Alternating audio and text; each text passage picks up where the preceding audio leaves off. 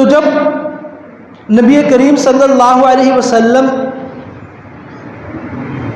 بنفس نفیس اس دنیا میں موجود تھے، وہ لوگوں کی رہنمائی کر رہے تھے اور ان کو راہ راست پر لا رہے تھے، تو لوگ حلقہ بگوش اسلام ہو رہے تھے۔ لیکن آپ کے اس دنیا سے پردہ فرمانے کے بعد کیا ہوگا؟ جناب رسول اللہ صلی اللہ علیہ وسلم نے اس بات کو کھول کھول کر بیان فرمایا، کوئی اس میں ابہام نہیں ہے۔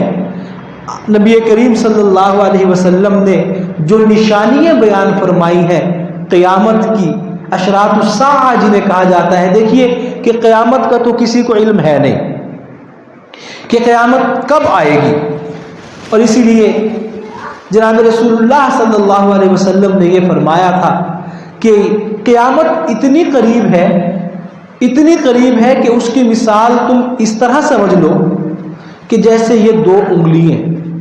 اب دیکھیے اس میں ایک انگلی یہ ہے، یہ یہاں تک ہے، اس میں اور اس چھوٹی انگلی میں کتنا فاصلہ ہے؟ اتنا سا فاصلہ ہے، اور یہ اس سے دور ہے۔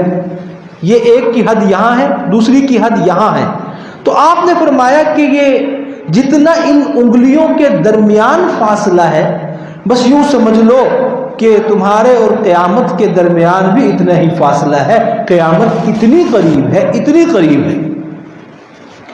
لیکن جتنی قیامت قریب ہے اتنی ہی ہماری اس سے غفلت ہے۔ اب یہ قیامت اتنی قریب کیسے ہے؟ صدیاں ہو گئی، تو اگر کائنات کی ہم ابتدا سے دیکھیں تو شاید یہ 14-15 صدیاں کچھ بھی نہ ہو۔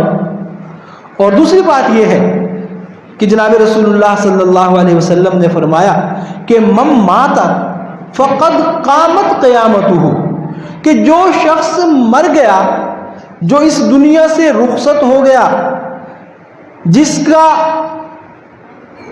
روح اور بدن کا رشتہ کٹ گیا، اس کی قیامت تو اسی وقت قائم ہو گئی۔ من مات فقد قامت قیامتہ۔ اب سور کب پھونکا جائے، یہ آسمان کب ٹکڑے ٹکڑے ہو، اس زمین سے کب سب لوگ زندہ ہو کر نکلے، کب میدان محشر میں پہنچے، یہ اپنے اپنے ٹائم پر ہوگا۔ لیکن حقیقت یہ ہے کہ من مات فقد قامت قیامتہ، کہ جو شخص مر گیا اس کی قیامت تو اسی وقت قائم ہو گئی، کیونکہ اس کے اعمال تو اب ختم ہو گئے۔ اب یہ دنیا 1000 سال بھی مزید رہے تو اس کو کیا فائدہ ہونے والا ہے، یا وہ کیا اپنے نامہ اعمال میں اپنی نیکیوں میں اضافہ کر سکتا ہے؟ تو اس لیے من مات فقد قامت قیامتہ، اس کی قیامت تو اسی وقت قائم ہو گئی جب اس کی روح کا اس کے بدن سے رشتہ ختم ہو گیا، تو اس